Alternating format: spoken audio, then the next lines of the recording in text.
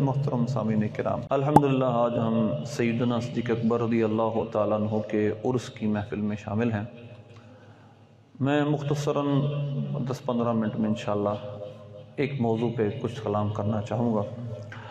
ہمارے دور میں ایک جملہ کہا جاتا ہے، بس اس جملے پر میں نے ساری وضاحت کرنی۔ وہ جملہ یہ ہے جو پنجابی ہمارے پنجاب کا جملہ چلتا ہے، در والے گھر آلیاں ورگے کدی نہیں ہو سکتے، یہ جملہ ہے۔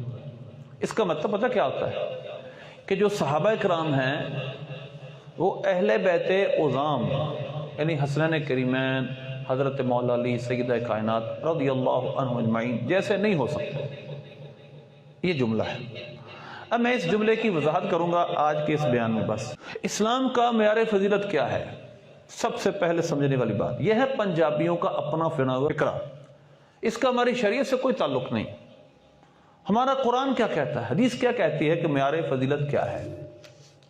نبی پاک صلی اللہ علیہ وسلم کے خاندان سے ہونا، اہل بیت نبوی سے ہونا ایک فضیلت ہے، بے شک بہت بڑی فضیلت ہے، لیکن ایسا نہیں ہے کہ اسی فضیلت کی بنیاد پر کوئی نیکی کرے نہ کرے وہ سب سے افضل ہو جائے گا، ایسا نہیں ہے۔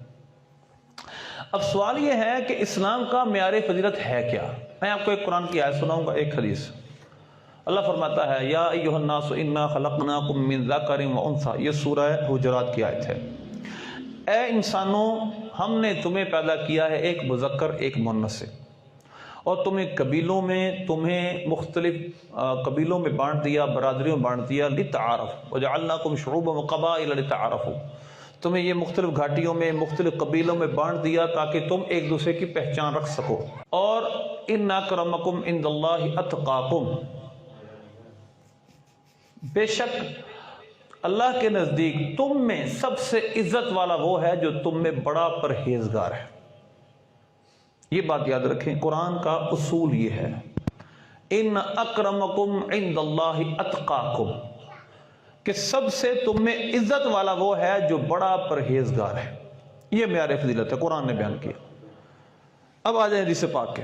نبی پاک صلی اللہ علیہ وسلم نے یہ حدیث کئی جگہ کتاب العلم جامع ترمذی میں جگہ، من بطأ عملہ لم یسرع نسبہ، جس کا عمل اس کو پیچھے رکھے گا اس کا نسب اس کو آگے نہیں لے جا سکتا۔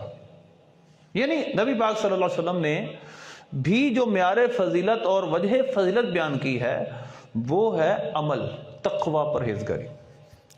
اب معاذ اللہ کو سامنے والا مفہوم یہ بیان کر سکتا ہے کہ آپ یہ کہنا چاہتے ہیں کہ معاذ اللہ حسنین کریمین سیدہ کائنات مولا علی رضی اللہ اجمعین معاذ اللہ عمل نہیں کرتے تھے؟ یہ کوئی نہیں کہتا، معاذ اللہ بہت متقی پرہیزگار تھے۔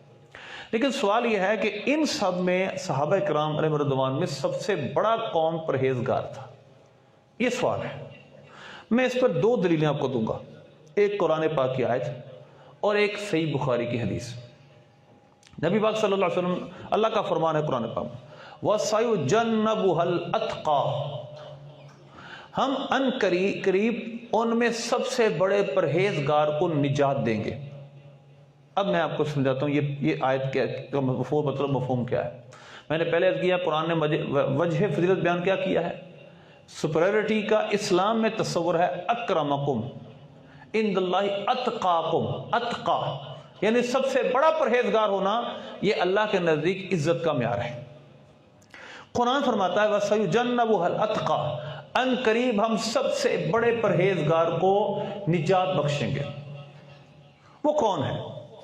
ہمارے سنیوں کی تفسیروں کی جتنی بھی 1400 سال میں لکھی گئی ان تمام تفسیروں کا اتفاق ہے، اس سے مراد حضرت سیدنا صدیق اکبر رضی اللہ عنہ ہے۔ انہوں نے جب حضرت بلال رضی اللہ عنہ کا سودا ان کے آقا امیہ سے کیا، اور سودا ایسا ہوا کہ اس نے پیسے زیادہ مانگے تھے، آپ نے دے دیے۔ اس نے معاذ اللہ آپ کو طرح طرح کے تانے دیے، دیکھو یہ کیسا سودا کر لیا۔ اللہ نے قرآن پاک میں اس کو سورہ واللیل میں بیان کیا اور فرمایا ان سعیکم لشتیٰ، تمہاری کوششیں مختلف ہیں۔ فَأَمَّا مَنْ أَعْطَى وَاتَّقَى وَصَدَّقَ بِالْحُسْنَى، جس نے عطا کیا، جس نے صدقہ دیا اور جو ایمان لایا، فَمَنْ أَعْطَى وَاتَّقَى وَصَدَّقَ بِالْحُسْنَى، عطا کیا، اللہ کی راہ میں خرچ کیا، تقوی اختیار کیا اور اس کلمے کی تصدیق کی، ایمان لیا، وَسَيُجَنَّبُهَا، اللہ فرماتا ہے ان قریب ہم اس کو آسانیاں دیں گے۔ وَسَنُيَسِّرُهَا لِلْيُسْرَى وَمَا مَن بَخِلَ وَاسْتَغْنَى۔ اب اللہ نے اس کی مذمت بیان کی جو سامنے کافر تھا، جس نے حضرت صدیق اکبر رضی اللہ عنہ پہ تان کیا تھا، وَمَا مَن بَخِلَ وَاسْتَغْنَى، جس نے بخل کیا اور بے پرواہ بنا، وَكَذَّبَ بِالْحُسْنَى، اور اس کلمے کی تکذیب کی، اسلام کو جھٹلایا، فَسَنُيَسِّرُهُ لِلْعُسْرَى، ان قریب ہم اس کے لیے تنگی پیدا کر دیں گے، وَمَا مَن بَخِلَ وَاسْتَغْنَى وَكَذَّبَ وَسَيُجَنَّبُهَا۔ پھر اللہ نے فرمایا جو تقوی اختیار جو جس نے یہ دیا اللہ کی راہ میں خرچ کیا، اللہ نے اس کو فرمایا وَسَيُجَنَّبُهَا الْأَتْقَى، جنہوں نے حضرت بلال کو خرید کر اور ان کو اللہ کی راہ میں آزاد کر دیا، ایسے بڑے پرہیزگار کو اللہ نجات دے گا۔ انہوں نے اس نے کہ اللہ نے پھر آگے سورہ لیل میں فرمایا کہ اِلَّا ابْتِغَاءَ وَجْهِ رَبِّ الْأَعْلَىٰ، اس نے یہ کام کیوں کیا تھا؟ صرف اللہ کو راضی کرنے کے لیے، وَلَا سَوْفَ يَرْضَىٰ، ان قریب اللہ سے راضی ہو جائے گا۔ تو یہ سورہ لیل کا جو شان نزول ہے سارا، اس کو میں تفصیل سے بیان نہیں کر رہا، صرف میں نے اشارہ کیا۔ یہ حضرت سیدنا صدیق اکبر رضی اللہ تعالیٰ کے بارے میں ہے، یہاں تک کہ میں آپ کو ایک دوسری مثال دیتا ہوں۔ جو مخالفین ہیں جو حضرت صدیق اکبر کو سب سے بڑا متقی نہیں مانتے بلکہ معاذ اللہ مومن نہیں مانتے، اب میں ان کی تین کتابوں کے حوالے دیتا ہوں، 2-3 کتابیں ہیں، تفسیر قمی، تفسیر صافی وغیرہ۔ اب یہ شیعہ کی تفاسیر ہے، ان میں اس کا شان نزول کیا لکھا ہے، میں ذرا غور سے سنیے گا۔ جب خیانت کرنی ہو کسی نے تو کس طرح کی جاتی ہے؟ پہلے یہ سمجھ لیجیے سورہ لیل مکی ہے۔ سورہ لیل کیا ہے؟ مکی، مکے میں نازل ہوئی۔ جو واقعہ اس کے شان نزول میں ان کتابوں میں لکھا ہے وہ کیا ہے؟ نبی پاک صلی اللہ علیہ وسلم نے ایک فیصلہ کیا، ایک انصاری کا باغ تھا، وہ ایک مہاجر سے اس کی لڑائی ہوئی، اس سرکار صلی اللہ علیہ وسلم نے اس انصاری کو سمجھایا، وہ سمجھا نہیں، آپ نے بار بار جنت کا وعدہ بھی کیا، اس نے پھر نہیں سمجھا، تو اللہ نے قرآن پاک کی یہ آیتیں نازل کی۔ اچھا یہ سورت کون سی ہے؟ مکی۔ شان نزول کون سا بیان کیا جا رہا ہے؟ مدینے کا۔ انصاری کہاں تھے؟ مدینے میں۔ آپ مجھے ایک بات کا جواب دیجئے، ایک آیت نازل ہوئی ہجرت سے پہلے، اس کا شان نزول ہجرت کے بعد مدینے میں جا کر انصار کے بارے میں کس طرح ہو سکتا ہے؟ تو یہ ہے قرآن پاک خود بدلتے نہیں، قرآن کو بدل دیتے ہیں۔ پھر جب دیکھا کہ یہ تو باقی اہل سنت کی جو کتابوں میں لکھا ہے اتھینٹک ہے کہ واقعی حضرت سیدنا صدیق اکبر ہی اس کے مصداق بن رہے ہیں، تو انہوں نے شان نزول اپنی طرف سے گھڑا، کوشش کی اس کو غلط کر ثابت کر، لیکن پھر ظاہر ہے کہ جھوٹ کے پیر نہیں ہوتے، تو لہذا اس سے پتہ چلا کہ سیدنا صدیق اکبر رضی اللہ تعالیٰ عنہ اس قرآن کی آیت کے مصداق ٹھہرتے ہیں کہ انہوں نے حضرت بلال کو جب آزاد کیا تو اللہ نے ان کو یہ بشارت دی وَسَيُجَنَّبُهَا الْأَتْقَى، اللہ تم میں سب سے بڑے پرہیزگار کو نجات عطا کرے گا اور اللہ سے راضی ہو جائے گا۔ اس نے صرف یہ اللہ کی رضا کے لیے کام کیا، تو لہذا جب قرآن کہتا ہے کہ اللہ کے نزدیک اے میرے نبی کے صحابہ، اے میرے نبی کے امتیوں، تم میں معزز ترین وہ ہے جو بڑا پرہیزگار ہے، اور قرآن میں اللہ نے حضرت صدیق اکبر کو اتقا فرمایا بھی ہے، اس وجہ سے ہم حضرت صدیق اکبر کو تمام انبیاء کے بعد تمام صحابہ سے افضل مانتے ہیں۔ اب ایک اور دلیل، یہ بھی متفق دلیل ہے، کچھ اور انداز سے تشریح بھی کی جاتی، لیکن بات اتفاق والی یہ ہے کہ حضرت صدیق اکبر نبی پاک صلی اللہ علیہ وسلم کے مصلی پہ کھڑے ہو کر امام بنے۔ اب ذرا غور کیجئے گا، حضرت سیدنا صدیق اکبر رضی اللہ تعالی عنہ کو نبی پاک صلی اللہ علیہ وسلم نے با اصرار اپنے مصلی پہ کھڑا کیا۔ صحیح بخاری میں یہ بہت سارے مقامات پہ حدیث ہے، مرو ابا بکر یصلی بالناس، حکم دو لوگوں کو، فرمایا کہ جاؤ ابو بکر سے کہو لوگوں کو نماز پڑھائیں، مرو ابا بکر یصلی بالناس۔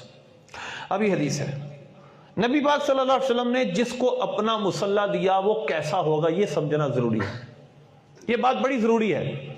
جب حضرت عائشہ صدیقہ رضی اللہ تعالی عنہا آ کر عرض کرنے لگی یا رسول اللہ آپ حضرت عمر سے کہیے لوگوں کو نماز پڑھا دیں رضی اللہ عنہ، وجہ یہ ہے کہ حضرت ابوبکر صدیق رقیق القلب ہیں، دل کے نرم ہیں، وہ آپ کی جگہ پر کھڑے نہیں ہو سکیں گے، آپ حضرت ابو عمر سے کہیے۔ آپ نے فرمایا انتن صواحب یوسف، تم یوسف علیہ السلام کی ان عورتوں کی طرح جنہوں نے اپنے ہاتھ کاٹے تھے۔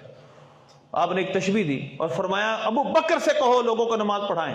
حضرت سیدنا صدیق اکبر رضی اللہ عنہ نے نبی پاک صلی اللہ علیہ وسلم کی موجودگی میں ظاہری حیات طیبہ میں با اصرار سرکار کے 17 نمازیں پڑھائیں، اور ایک نماز ایسی بھی آئی جب نبی پاک صلی اللہ علیہ وسلم باہر تشریف لائے تو حضرت ابوبکر صدیق آگے کھڑے تھے، بتایا گیا سرکار آ گئے، ایک لقمہ دیا گیا، آپ پیچھے آ گئے، ایک انداز سے لقمہ دیا گیا، پیچھے آگے تسبیح پڑے گی غالباً.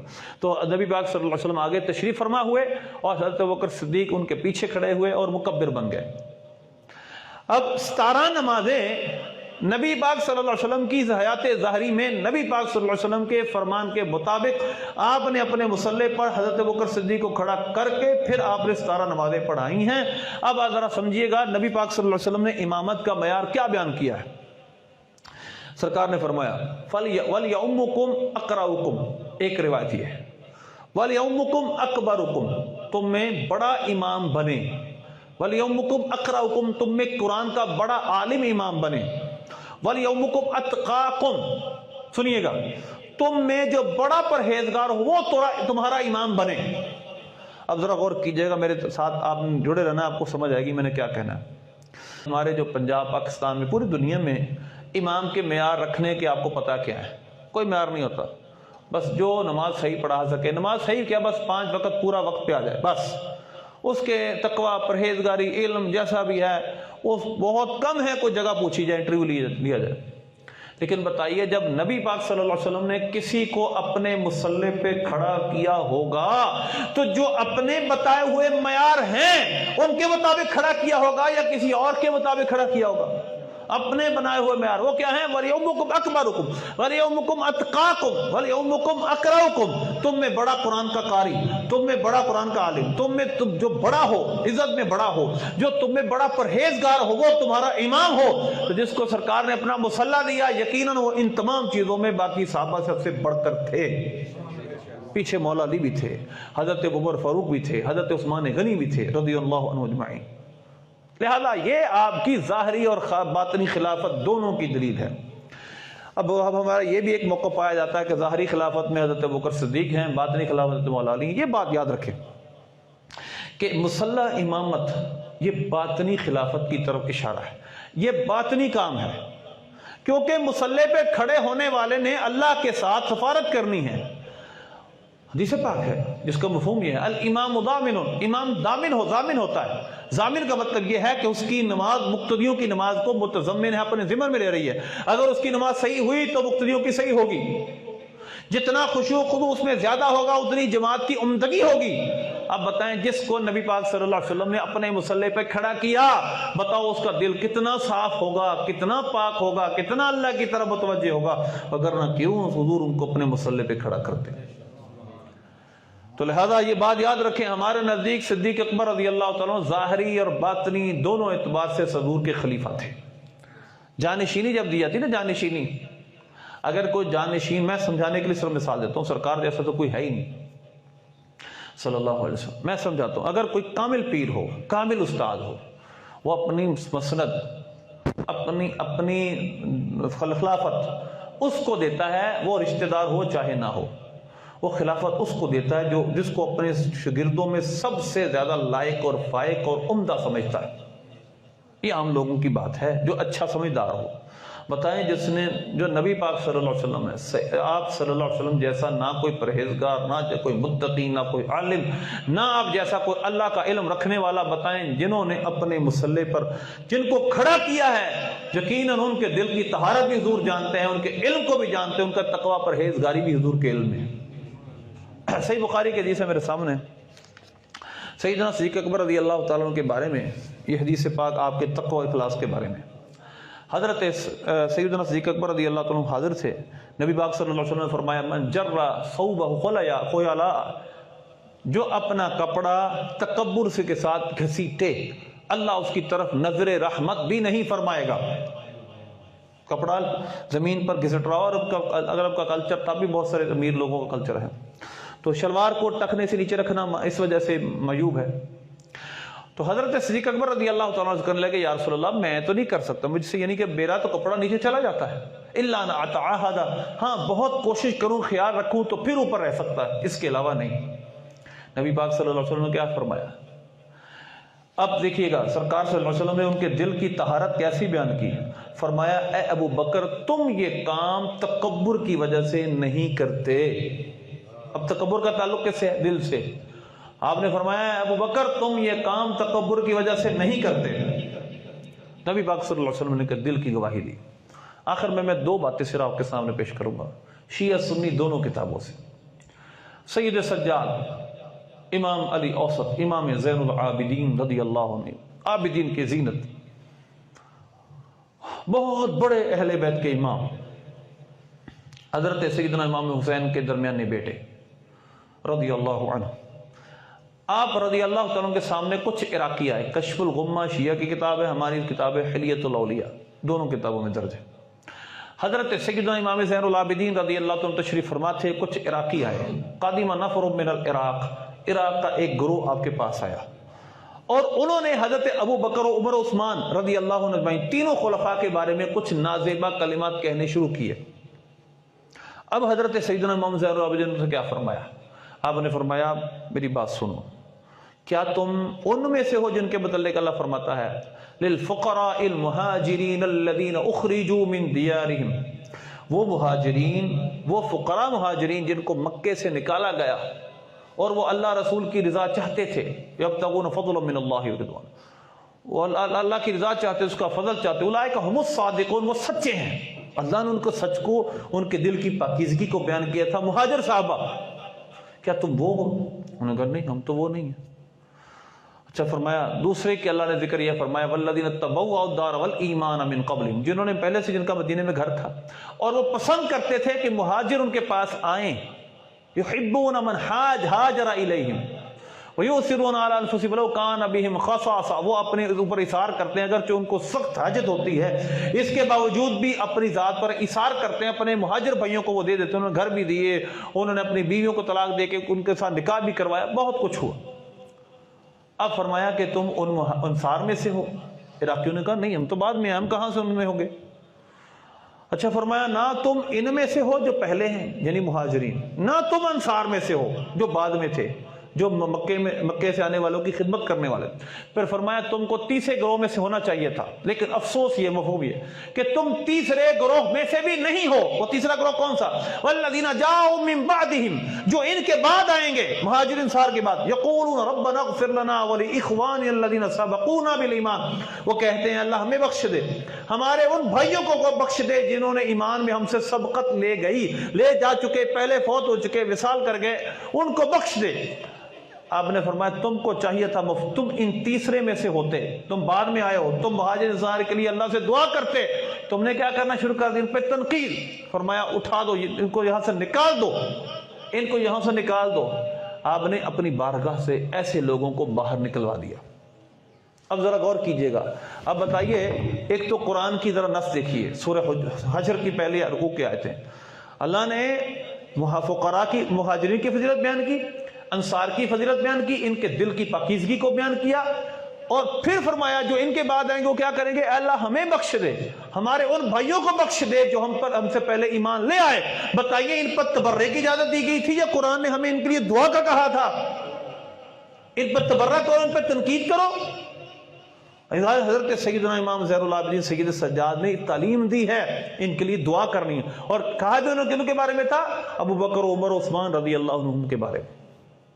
دوسرا حوالہ حضرت سیدنا امام باقر امام خامس رضی اللہ عنہ، یہ بھی کشف الغمہ میں اور حلیۃ الاولیاء دونوں میں لکھا ہے واقعہ. آپ سے کسی نے پوچھا حضور یہ بتائیے اپنی تلوار کو آراستہ کرنا سونے چاندی سے جائز ہے؟ اب دیکھیے گا ذرا. آپ نے فرمایا بالکل جائز ہے. قد حلا ابو بکر الصدیق سیفہ، جائز ہے کیونکہ حضرت ابو بکر صدیق رضی اللہ تعالیٰ عنہ نے اپنی تلوار کو زیب و زینت سے آراستہ کیا تھا. اب سامنے والے نے پتا کیا کہا؟ اس نے کہا حضور آپ ان کو صدیق کہہ رہے ہیں؟ صدیق ایک درجہ ہے، قرآن پاک نے بیان کیا ہے والذین آمنوا باللہ ورسلہ اولئک هم الصدیقون، جو اللہ رسول پر ایمان رکھتے، سچا ایمان رکھتے، وہ صدیق ہیں.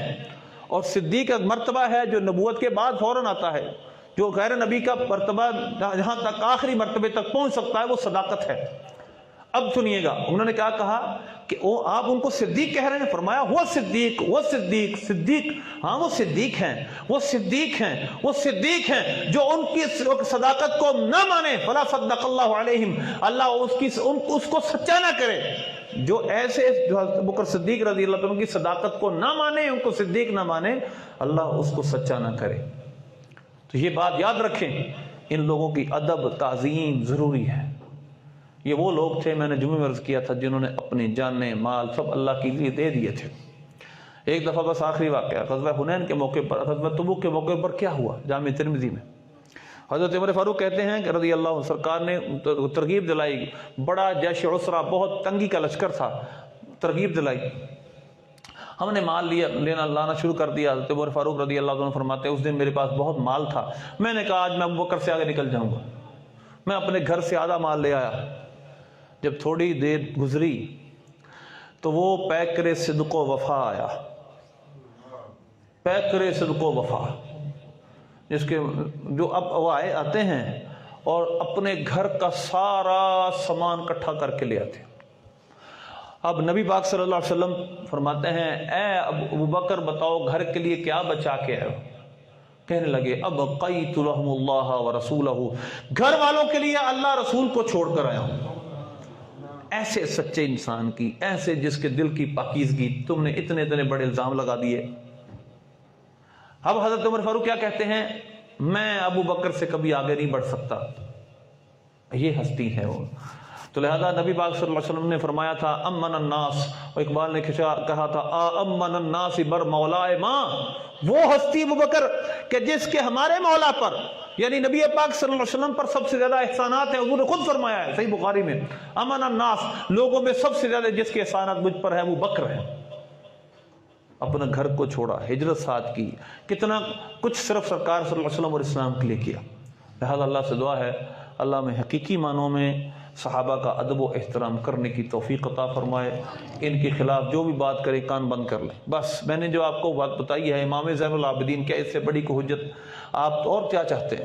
قرآن کی آیت بیان کر کے انہوں نے فرمایا کہ تم کیا کر رہے ہو، یہ کتابیں بھی دونوں کے اندر موجود ہیں۔